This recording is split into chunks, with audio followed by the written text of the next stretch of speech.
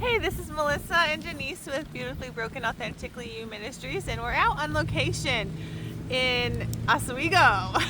Yeah, somewhere along Oswego.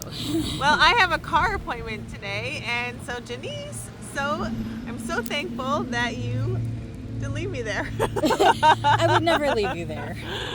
Oh, thank you. Well, I appreciate that. But we are going to talk about what's on our hearts today, and some things that we're really thinking a lot about recently is strength and fear. So, And they're two polar opposites, really. yeah.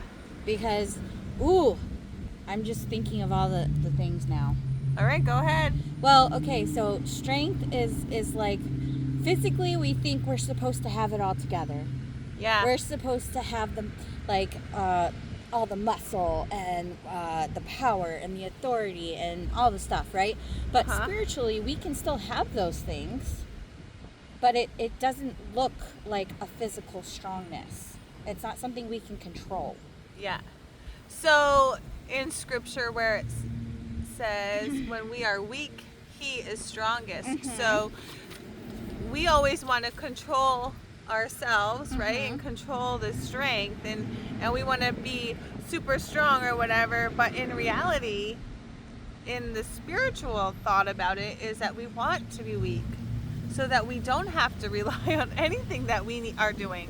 Like, Right. God needs to take control of our whole lives, and I think that's, for me, that's where I'm struggling right now, is like, I feel like I can do all this stuff and I can take care of all these things, but reality, I can't do any of it. Well, I think the biggest part of the worldly wanting tangible strength is so that you don't have to worry about fear, right? Yeah. We think that if we can just build up and put away and fill the void with stuff, or save the stuff for the void, for the prepper or the whatever, to save it all up, that we will have what we need when we are fearful. Right. When we have that emergency or whatever, so there's something to be said about that, is that, like, we think we can control our strength by saving everything up.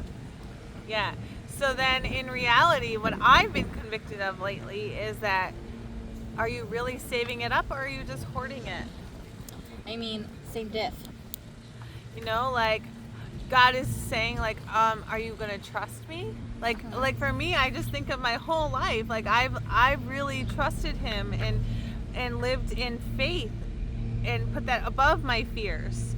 And so, giving Him all of me, my strength was, I knew that I could only be who I am and do the things that I do because He is right there beside me, and He's right there walking one step in front of me, like right in back of me too, like, and I'm like, okay, well, I can do this, but I've always been praying, like, God, what do you want me to do right now? What can I do with what you have given me?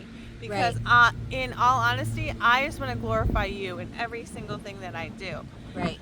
And I think that's what a true spiritual follower of Jesus does, is they put God above themselves, right? And sometimes it's a process, because I know if I were me maybe 2 years ago, I would have been like, hey, I'm dedicated to learning, but I'm still putting me first. Right.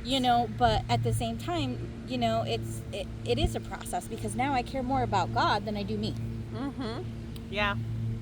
It's that healthy fear. The healthy, reverent fear. Yes.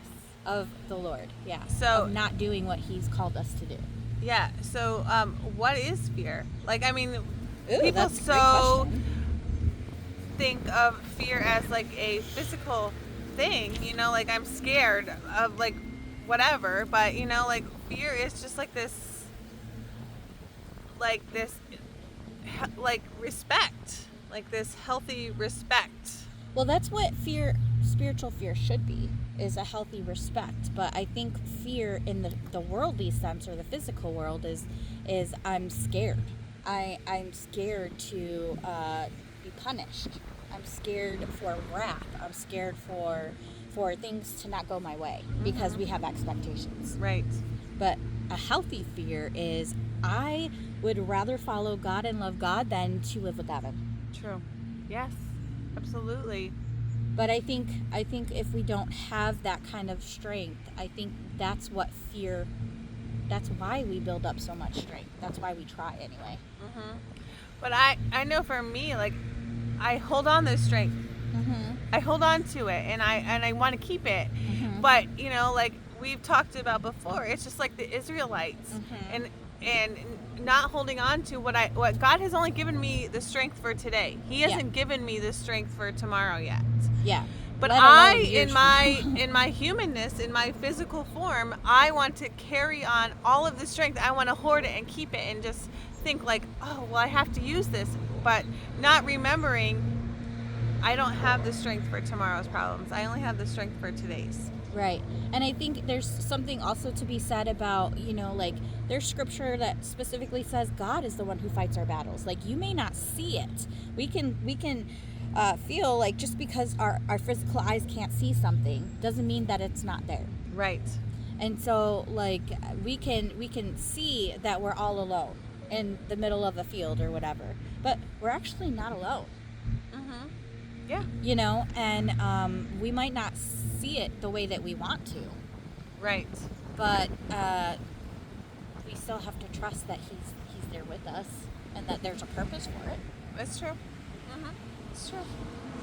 Well, thanks for our conversation. Thanks for joining us. We want to hear what you have to say. What do you think about this strength thing? Do we have all the strength in the world, or should we be weak? Let us know.